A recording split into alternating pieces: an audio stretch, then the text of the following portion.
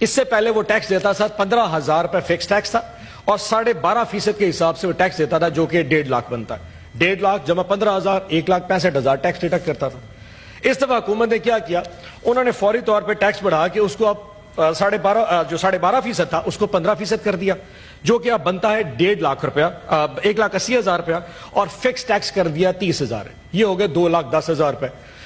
اس سے پچھلے سال میں وہ ٹیکس دیتا تھا 1,65,000, اب ٹیکس دے گا 2,10,000. فرق آ گیا صرف 45,000 کا. انہوں نے کہا جی ہم نے 20% تنخواہیں بڑھا دی. 20% تنخواہیں بیسک پے پہ بڑھتی ہے. جس کی 1 لاکھ تنخواہ ہوتی ہے اس کی بیسک پے 30,000 سے 35,000 روپے ہوتی ہے. اس 30 یا 35,000 کے اوپر جو 20% ہے وہ پورے سال کی جو بنتا ہے, سر میں نے حساب لگایا, وہ بنتا ہے 48,000 روپیہ.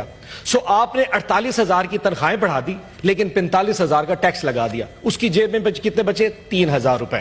ٹوٹل 3,000 پورے سال میں بچیں گے. اوپر سے ظلم چیک کریں, انڈائریکٹ ٹیکسیشن سر 7.5 ارب روپے کا.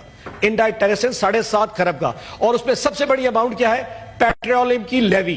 یعنی کہ جو پاکستان تحریک انصاف اپنے دور میں ہم نے 60 روپے تک میکسم لیوی رکھی تھی, انہوں نے بڑھا کے اس کو 80 روپے کر دیا. 80 روپے سے کیا ہوگا؟ اور ہم نے سر 60 روپے جو رکھی تھی, ہم 35 روپے سے اوپر کبھی بھی نہیں گئے. انہوں نے 60 کو 80 روپے کر دیا ہے. اس کا مطلب یہ ہے کہ عوام اب 20 روپے اس پورے سال میں پیٹرول کی قیمت بڑھے گی. وہ جو 3,000 روپے ایک تنخواہ دار طبقہ اس ٹیکس میں سے 20% تنخواہ کے بچا رہا تھا, جب 20 روپے لیٹر پیٹرول بڑھے گا تو وہ اور پورے خاندان کے اوپر جو اثر آنا ہے پورے مہینے پورے سال کا, وہ 40 سے 50,000 روپے آئے گا. بچے کا اس کے پاس 40,000 اور اس حکومت کے پاس چلا جائے گا. میں یہ بتا دوں اس پورے عوام کو بھی اور اس حکومت کو بھی کہ آپ کے 20% جو آپ نے اضافہ دیا ہے اس کی وجہ سے مڈل کلاس پوری دب چکی ہے, کیونکہ آپ نے جو ٹیکس سلیب بڑھائے وہ بیچارہ دب گیا. اور یہ صرف